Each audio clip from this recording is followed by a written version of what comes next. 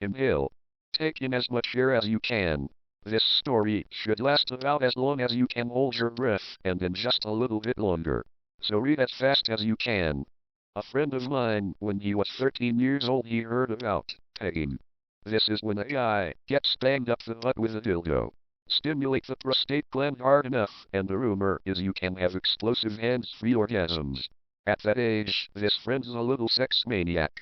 He's always jonesing for a better way to get his rocks off.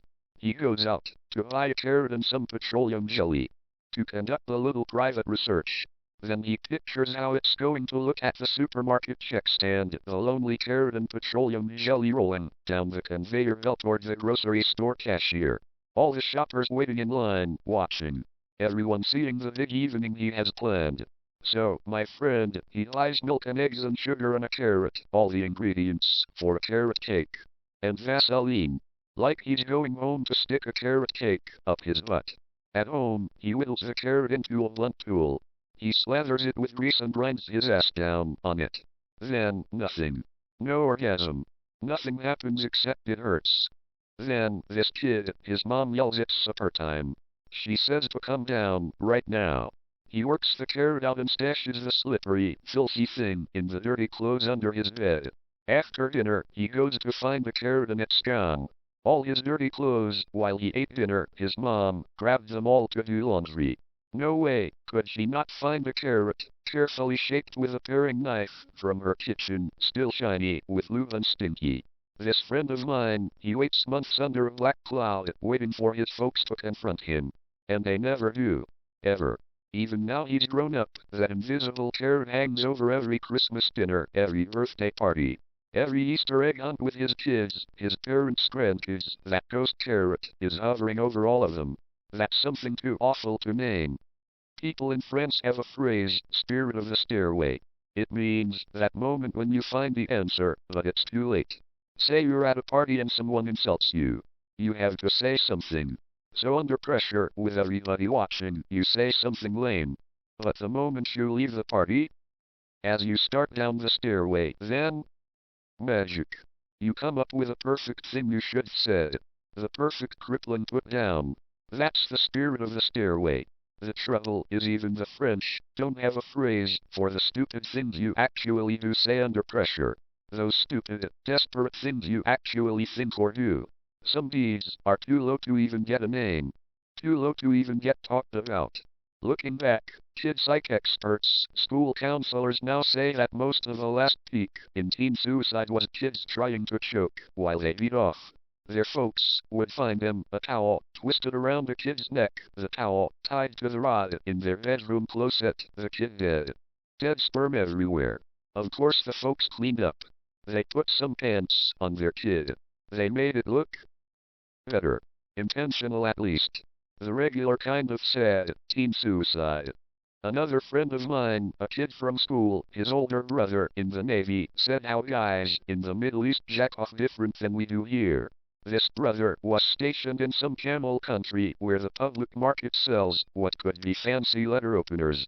Each fancy tool is just a thin rod of polished brass or silver, maybe as long as your hand, with a big tip at one end, either a big metal ball or the kind of fancy, carved handle you'd see on a sword.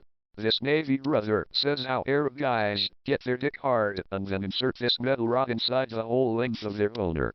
They jack off with a rod inside, and it makes getting off so much better. More intense.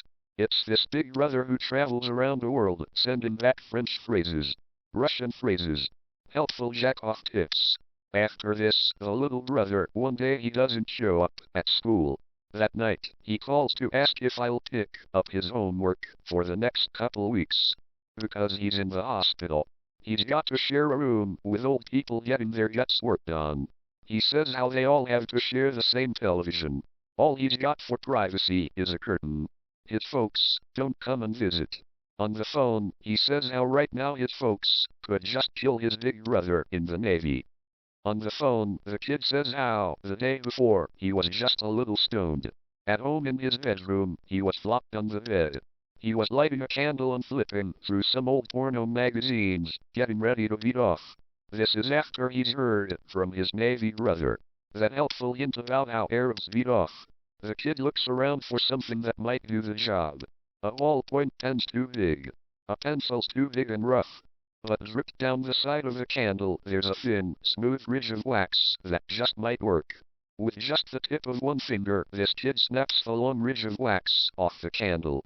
He rolls it smooth between the palms of his hands. Long and smooth and thin.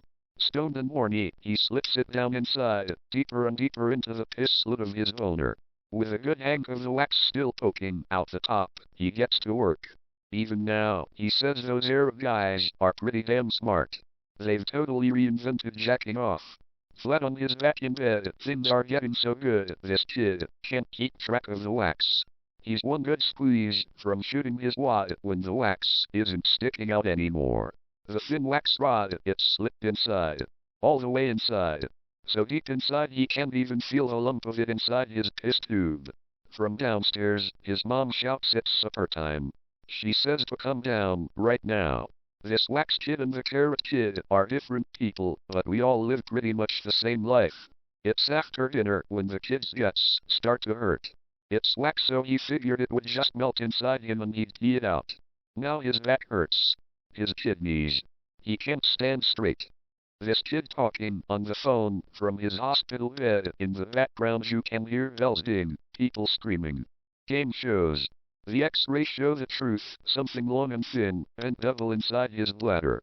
This long, thin V inside him, it's collecting all the minerals in his piss. It's getting bigger and more rough, coated with crystals of calcium. It's bumping around, ripping up the soft lining of his bladder, blocking his piss from getting out. His kidneys are backed up.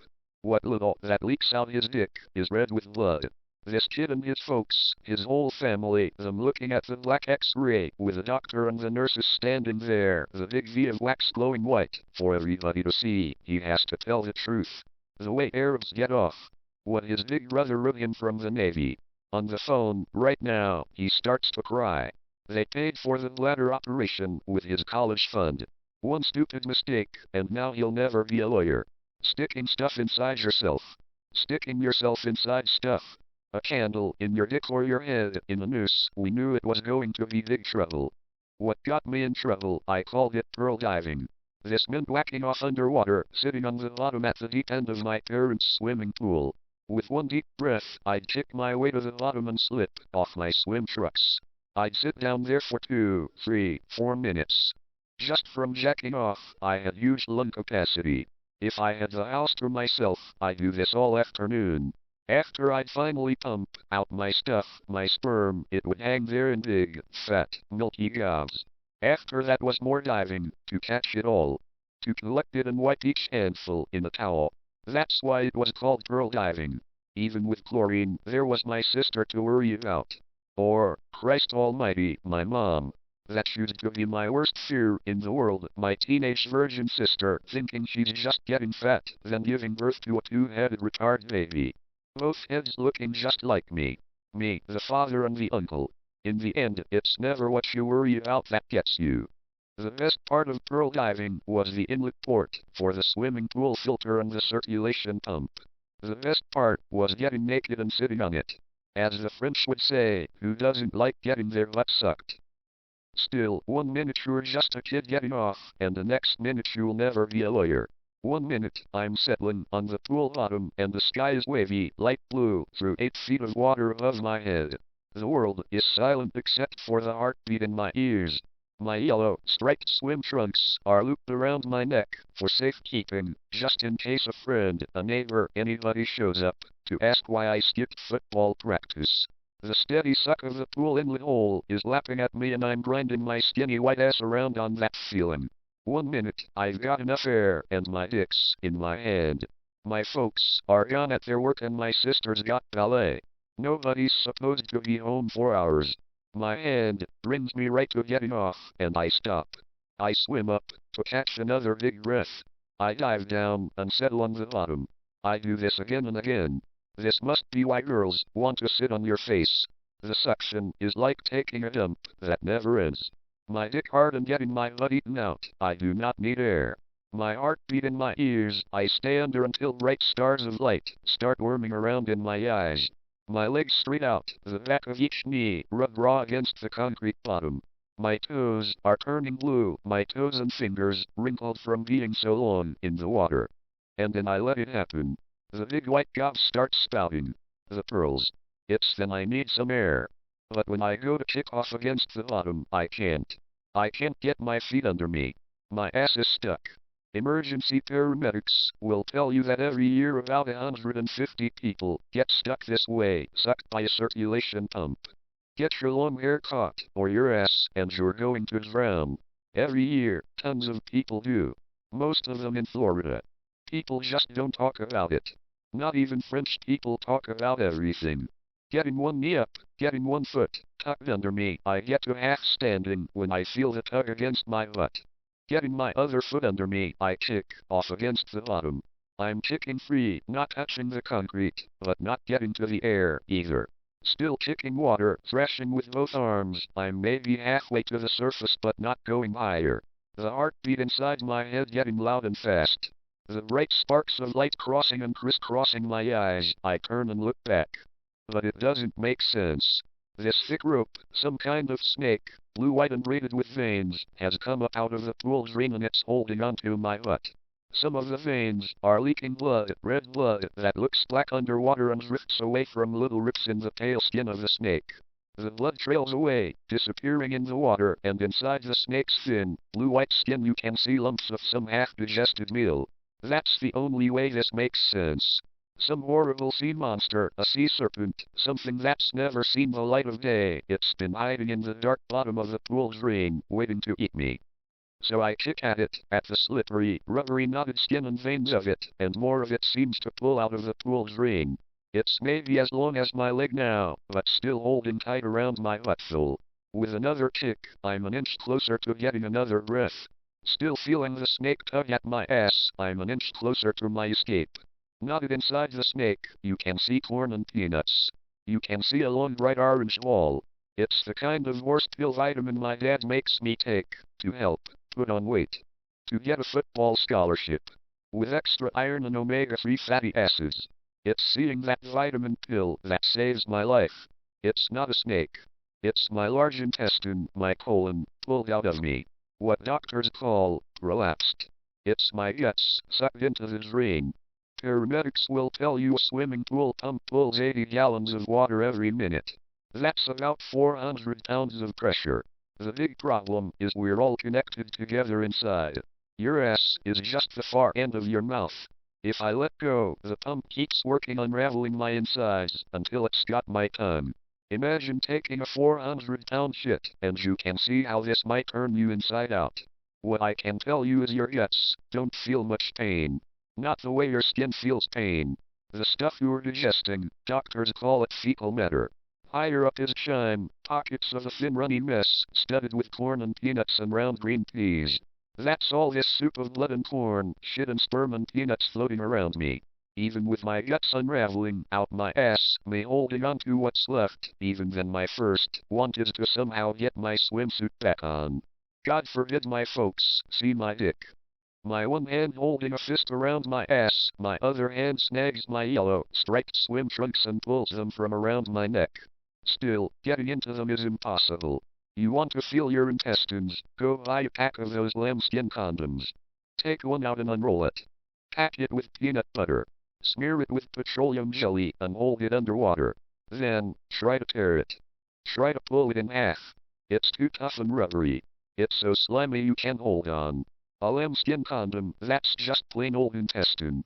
You can see what I'm up against. You let go for a second and you're gutted. You swim for the surface for a breath and you're gutted. You don't swim and you drown. It's a choice between being dead right now or a minute from right now. What my folks will find after work is a big naked fetus, curled in on itself, floating in the cloudy water of their backyard pool, tethered to the bottom by a thick rope of veins and twisted guts. The opposite of a kid hanging himself to death while he jacks off. This is the baby they brought home from the hospital 13 years ago. Here's the kid they hoped would snag a football scholarship and get an MBA. Who'd care for them in their old age? Here's all their hopes and dreams. Floating here, naked and dead. All around him, big milky pearls of wasted sperm. Either that or my folks will find me wrapped in a bloody towel, collapsed halfway from the pool to the kitchen telephone, the ragged, torn scrap of my guts still hanging out the leg of my yellow, striped swim trunks. What even the French won't talk about. That big brother in the Navy, he taught us one other good phrase. A Russian phrase. The way we say, I need that like I need a hole in my head. Russian people say, I need that like I need teeth in my asshole. Those stories about how animals caught in a trap will chew off their leg, well, any coyote would tell you a couple bites beats the hell out of being dead. Hell, even if you're Russian, someday you just might want those teeth. Otherwise, what you have to do is, you have to twist around. You hook one elbow behind your knee and pull that leg up into your face. You hide and snap at your own ass. You run out of air and you will chew through anything to get that next breath. It's not something you want to tell a girl on the first date. Not if you expect a kiss goodnight. If I told you how it tasted, you would never ever again eat calamari. It's hard to say what my parents were more disgusted by, how I got in trouble or how I'd saved myself. After the hospital, my mom said, "You didn't know what you were doing, honey. You were in shock." And she learned how to cook poached eggs. All those people grossed out or feeling sorry for me? I need that like I need teeth in my asshole. Nowadays, people always tell me I look too skinny. People at dinner parties get all quiet and pissed off when I don't eat the pot roast they cooked. Pot roast kills me. Baked ham. Anything that hangs around inside my guts for longer than a couple hours, it comes out still food. Home-cooked lima beans or chunk light tuna fish, I'll stand up and find it still sitting there in the toilet. After you have a radical bowel resectioning, you don't digest meat so great. Most people, you have 5 feet of large intestine. I'm lucky to have my 6 inches. So I never got a football scholarship. Never got an MBA. Both my friends, the wax kid and the carrot kid, they grew up, got big, but I've never weighed a pound more than I did that day when I was 13. Another big problem was my folks paid a lot of good money for that swimming pool. In the end, my dad just told the pool guy it was a dog. The family dog fell in and drowned. The dead body got pulled into the pump. Even when the pool guy cracked open the filter casing and fished out a rubbery tube, a watery hank of intestine with a big orange vitamin pill still inside, even then, my dad just said that dog was fucking nuts. Even from my upstairs bedroom window, you could hear my dad say, "We couldn't trust that dog alone for a second." Then my sister missed her period. Even after they changed the pool water, after they sold the house and we moved to another state, after my sister's abortion, even then my folks never mentioned it again. Ever. That is our invisible carrot. You. Now you can take a good, deep breath. I still have not.